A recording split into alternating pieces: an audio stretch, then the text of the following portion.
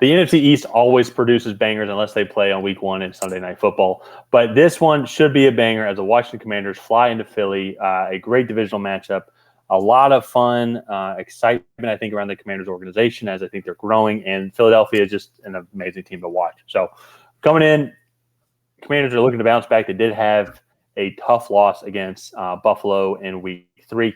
I think the game was closer than what the score initially said, than the score ended up being 37-3. Because if you look at it in that Commanders game, I thought they played really hard in the first 2.5, maybe 3 quarters, where it was kind of a game they could bounce back. Yeah, bunch of turnover on downs and the red zone.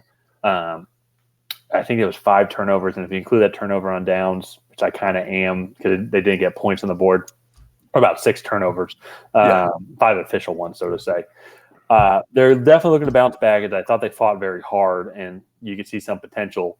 But then they're going to be going up against this Philly team, which, hey, I mean, they are undefeated. They made it to the Super Bowl last year, and they're going to have to deal with Jalen Carter, who has, I think, had several welcome to the NFL type moments. Or, hi, I'm in the NFL type moments. So, what do you think the Commanders need to do to kind of stymie this Eagles offense and frankly, that defense as well? So, for me, this is probably going to be a little bit of an unpopular take, but I don't think Jalen Hurts has been quite as good this year. I think for me, what the Commanders are going to really need to do is come in here and just shut down this run game. I think if they let DeAndre Swift come in here and run for another 100-yard game, this is a 35 to 20 game. Like it won't really be close.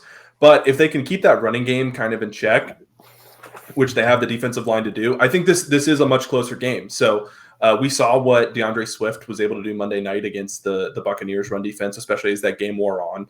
So that to me, I think, is the key here for the Commanders.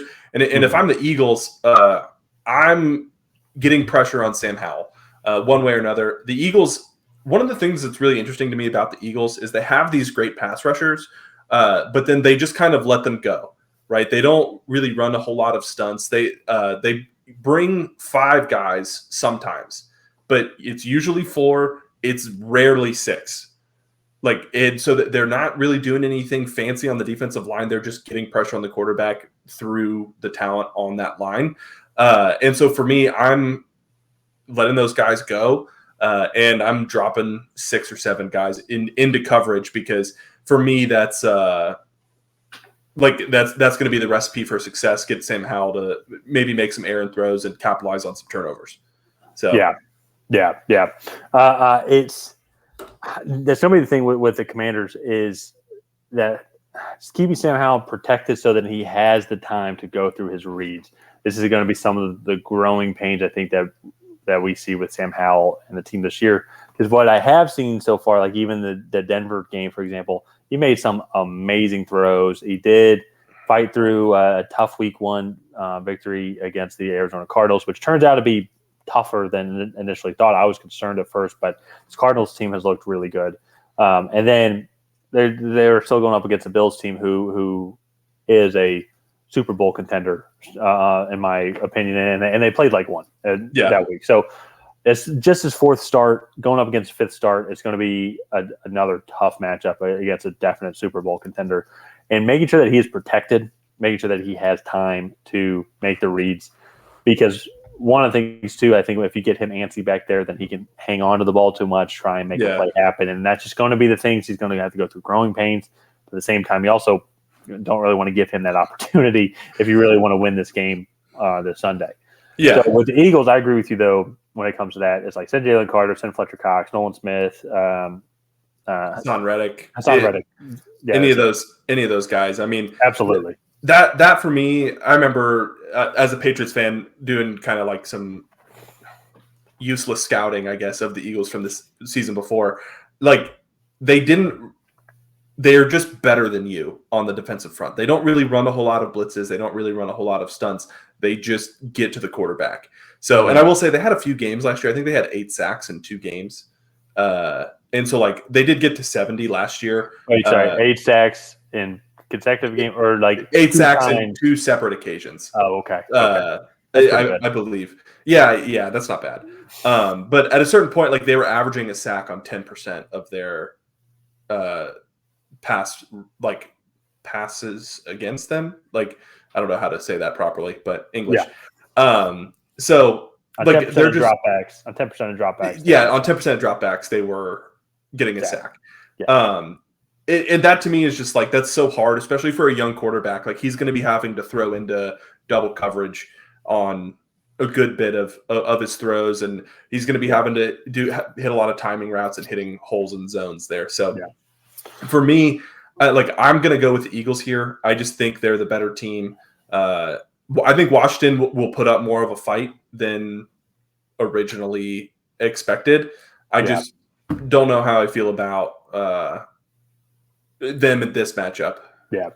No, I can agree as well. I'm going to pick the Eagles also. Also, too, just it's one of the safe pick. But another reason, though, why I think the Eagles are going to win, I'll push back a little bit on what you said earlier about Jalen Hurts, is I think this is the uniqueness of this team and why they're still probably one of the best teams in the NFL. And we haven't had to seen him use it, but he can absolutely have a 350-plus yard game. Yeah, they haven't had to do that because if you go and look at their schedule, so to say, kind of had a dominant lead throughout the Patriots game in all week one. But Vikings, that was mostly given by turnovers. No, but I know, but that's besides the point though.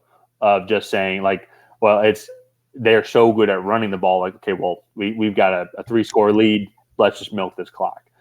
Could it have been handled better? Maybe like with week 1, Russ coming off of everybody, so I could see that. And week 2 against the Vikings, they definitely had some big passing plays. And then DeAndre Swift. But then they realized this Vikings defense is trash. We can just go run the ball for however many X yards. And there's the same thing kind of against Tampa as well. There's some good throws, but they've got a dominant lead. And they're just able to milk the clock. They're able to have these long drives. They're just super efficient. And I think that's the thing. I think Jalen Hurts is perfect for the type of offensive system that they're in there. I think Jalen Hurts would do well in any offensive system. I just want to clarify that. Yeah. But with what they're looking to try and do, it's like they aren't going to be like let me phrase that. They can be like Miami where they go and put up 70 points. But they just choose not to because that's just the style of football that they want to play. Is they want to be able to run the ball first. But then they have the explosive plays of A.J. Brown and then Devontae Smith, Dallas Goedert, Olamide Zaccheaus, my boy. It was fun watching. I'm glad seeing him being successful after his time in Atlanta here. He's having an opportunity with Quez Watkins being hurt. And I think personally he's better than him. I think he adds a lot more versatility, to that slot position. So I just think all the parts of the Eagles offense just fit perfectly together. And that's why I think they don't need Jalen Hurts to be super great because that offensive line is starting to get things together and DeAndre Swift is taking over right now. We'll give it a couple weeks and maybe Jalen Hurts needs to throw for 400 yards. A.J. Brown, Devontae Smith need to have some amazing games, and they got to burn some corners, which they've already done multiple times this year so far. So that's why I just think the Eagles overall, you just look at the comparison of the two teams. Commanders are definitely on an upward trajectory, but the Eagles, to me, are still the top of the mountain in the NFC. San Francisco, I think, could actually be right there. They could be sharing the top right now as verdict's still out, I think, on who's going to be the number 1 seed. Yeah. Yeah. This is going to be, I think, a good game. We both do agree. I think Philadelphia will come out ahead in the end, but we'll have to see how it plays out on Sunday. But let's go ahead and wrap up this video here. If you guys have not already, please go ahead and like and subscribe. Leave a comment down below on who you think is going to come out on top in this matchup. Is it going to be the Washington Commanders or the Philadelphia Eagles? Let us know what you think. And on that, we will see you guys next time.